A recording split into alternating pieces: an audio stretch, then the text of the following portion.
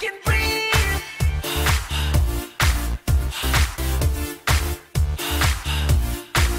I can breathe. I can breathe. Yeah. Hi everyone, it's Sister of Jeans, and I'm bringing you another anime review. Finally, I know it's been a while. The anime that I will be reviewing today is one that I have been anticipating to review for you for many reasons. It is StarDriver. It just finished airing in Japan last Sunday with its 25th episode, and it is of the mecha and science fiction genre. First, we'll start off with the plot. StarDriver begins with a man and a woman named Shugota and Wako, and they are enjoying the evening spring breeze along the beach when they suddenly find a young man washed up on the island. We come to find out that this is Takuto, our main character, who for some reason decided to swim to the island, talk about nuts, and search for his mother, which he's only seen in a painting. But of course Wako and Sugata feel that there are other reasons that Takuto just won't explain. You later find out that Takuto's reasonings to come into the island is because of his recognition of the Glittering Crooks Brigade, who is a secret group of people who have some control of Psy-bodies, which are intergalactic fighting machines. Now I say some because the members of Glittering Crooks can only operate their Psy-bodies in zero time, or another dimension we'll call it. And the only way they can use their Psy-bodies in normal time is if they break the 4 seals that constrain them. Now the seals are held by the 4 maidens of the island, and we come to find out that Wako is the South Maiden. And the North Maiden seal was just broken, which now gives the Glittering Crooks Brigade the ability to fight in zero time to break Wako's seal. We then come to learn that Takuto is Intergalactic Pretty Boy, which is a higher rank of a Psy body, which has better abilities because Takuto has a fighting mark, which basically makes him a full breed, in a sense, like the maidens, and he's there to prevent them from breaking Wako's seal so the Psy-bodies cannot leave zero time. Now, what's the big deal if the Psy-bodies can work outside zero time?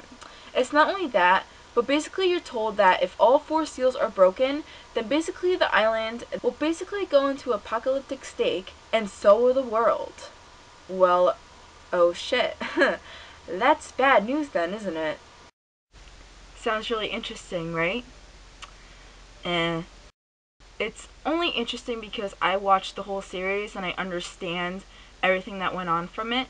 But honestly, when I was watching this up until the 12th episode, it was a big mess.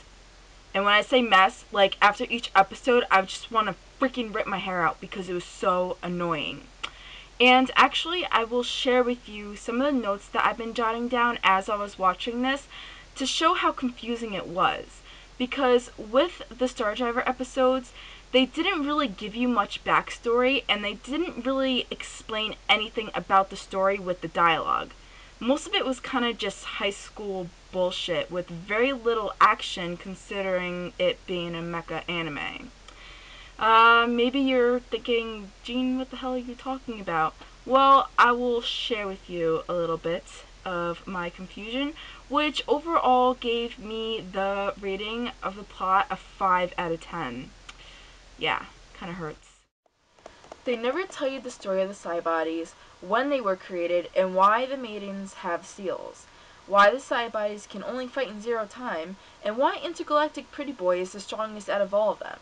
It's the same routine in each episode. It's school, then showing people off in weird fucking costumes, some little school drama that kinda has no importance, and then zero time, has a song playing, and then having them enter zero time, and having images of Takuto show, and then after 4 minutes have him pulling some move out of his ass to destroy the Psy-body that's trying to break Wako's seal. Now with the character analysis. There are a lot of characters in StarDriver, and our main characters, Takuto, Sugata, and Wako, do have their own personalities. Wako being the shallow, love-struck kind of female, Takuto being your sense of comic relief with the serious side, and Shugata, who is your charming, laid-back individual. Even though the story was such a failure for the beginning of the series, you do happen to get some backstory on some of the Glittering Crooks members as well, and you get an idea of what they are like. Given that the characters' backstories were mainly our only sense of story until the halfway mark of the series, I would have to give this aspect 8 out of 10. It could have been better, but it was nicely done given the circumstances. The art and animation of StarDriver is great, which is what you can expect from Bones. The colors are beautiful, and so are the various character designs, along with the costumes, even though they're freaky, and side-body designs, which makes it very stimulating. If there's one thing I didn't like, it's the animation during the actual mecha fighting scenes. They're not that interesting or eye-catching, so I would have to say that the art and animation gets an 8 out of 10 for this. Because if this is going to be considered a mecha anime, I felt that they could have put more effort into the mecha part, especially since the fighting aspect is only about 5 minutes long. Though a really good part of StarDriver is the music in it. The opening and ending themes go well with the overall atmosphere of the anime, and they had the maidens play a part in the music aspect. Each maiden had their own song, and they were all very beautiful, and went well with the fight scenes. The most popular ones is Monochrome, which was sung by the North Maiden in the beginning of the series, which I'll show to you.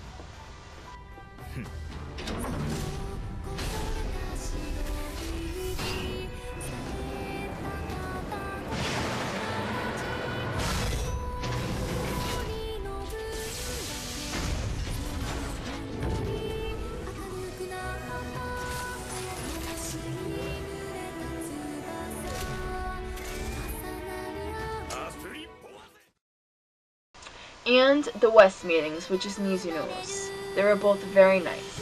So, the music portion of StarDriver was very nicely done.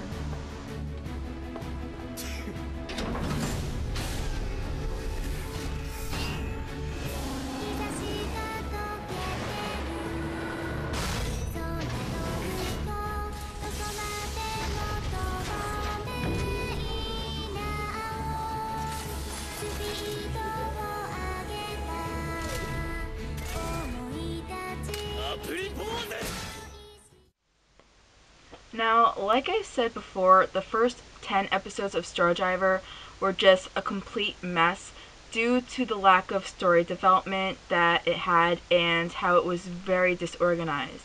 Even though the art and the animation and the character development was nicely done, you still only get half of the story because out of 25 episodes, 15 of them were actually okay. And it did get good once it got to that point, but still, you get the feeling that you were ripped off because they did an absolute horrible job in the beginning, which overall gives me, I think, the overall rating of a 5.5 out of 10. You definitely could have gotten more out of this, and I just feel like because it was categorized as a mecha and science fiction anime, people that are fans of that are really going to be disappointed because you don't really get that at all. And even though I really liked this towards the end, still on the last episode when I watched it, they still had unanswered questions, and then you kind of found out what was going to happen if the side bodies finally got out of zero time, which they didn't really explain at all through the whole series. So StarDriver overall was a letdown, and I just wouldn't recommend it. Sucks to say, but you know, just trying to save your asses, because I'm cool like that. Alright, well, thank you guys for watching. If you liked StarDriver, I'm sorry to be on the other side of the line here, but I really didn't think it was good. Anyway, give me some comments or suggestions. Tell me what you thought about this. And until next time, Kirabosh! Kirabosh! Kirabosh! That was pretty cool.